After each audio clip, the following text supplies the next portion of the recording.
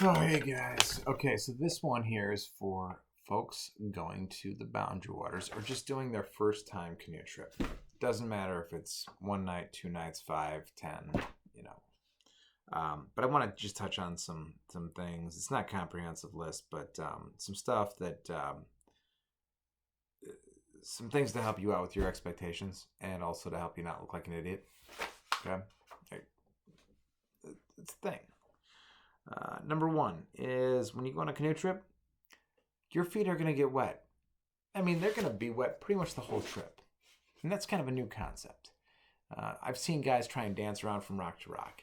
And not only is that dangerous, but you just kind of look like an ass. So just, you're going to get wet. So just, I mean, I'm talking like knee down. Like the first chance that it makes sense to get your feet wet, get your ankle, knee down wet, like just get it wet. It's going to happen. So just do it, okay? And laugh about it. Move on. The second thing, I'm going to touch on 3 pieces of gear. There's a lot of gear that goes into a canoe trip. And there's gear to make you more efficient and all this kind of thing. Lighter weight, all this stuff. But the 3 pieces of gear, I think, that are worth investing. First trip, if you're saying, where do I invest my money? And the 3 main things I'm going to say is number 1 is a rain jacket. I'm from the Midwest. It's 2022, so I'm going to say 100 to 150 bucks is going to get you a rain jacket. It's going to be a real nice jacket. It's going to have pit zips. Get pit zips. Make sure your jacket's got pit zips. Don't mess around without that. 100 to 150 bucks is what you're going to have to spend. You're going to be really happy you did that. A lot of brands out there. A lot of quality things. I'm not going to plug any brands here, okay?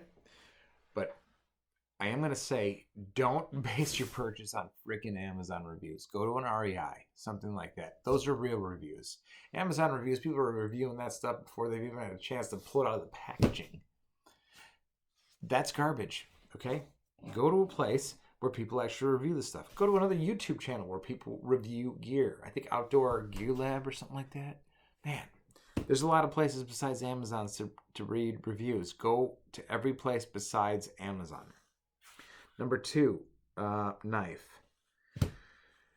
I love Swiss Army knife, but just bring something that's a locking blade. Don't bring a Swiss Army knife. I cannot tell you guys how much I love Swiss Army knives. But just for the Boundary Waters, I would bring something that's a locking blade or a full tang knife. It's just going to be safer out there, okay? And just more functional. Stainless steel, of course. Number 3 is a headlamp. This can be fancy. This cannot be fancy. This is the one place where I will say that, I don't plug a lot of products. But the Black Diamond Storm, it's a $40 headlamp, which is like right in the middle price range. If you go to Target, you're going to spend probably right about now, probably 20 bucks for a cheap headlamp. You can probably get some on Amazon. It's a piece of junk for maybe 15 bucks. And then you can spend up to 100 bucks on or 200 bucks on something that, will take care of you on Pluto. But the Black Diamond Storm is a $40, $45 headlamp. I'm just going to tell you guys, I submerged it for about 5 minutes and then I swam to shore. And I won't go into details about that because, didn't really matter for this thing here. But yeah, a headlamp. We've got 2 hands. Use them. We're beyond flashlights. Holding the flashlight here or under here like this. Like you're on a canoe trip. Throw it up there. Headlamp will do you good in your backyard. In your garage. While you're fixing the furnace.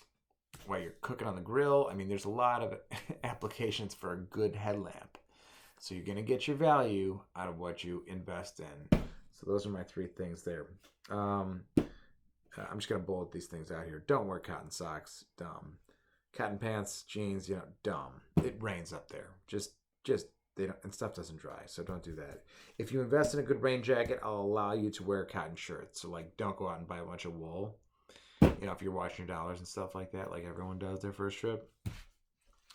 If you got a nice hoodie and you got a good rain jacket, approved. Next one, water. Drink it. Keep drinking it. Drink a bunch leading up to the trip. I don't know if you guys are anybody's athletes out there, but you drink your water before you're at your big race or your big event, okay? And the last thing here, again, last thing, when I say last thing, this is not a comprehensive list, but when you're out there, even if you don't know what the hell's going on, okay, it's your first trip, ask if you can help.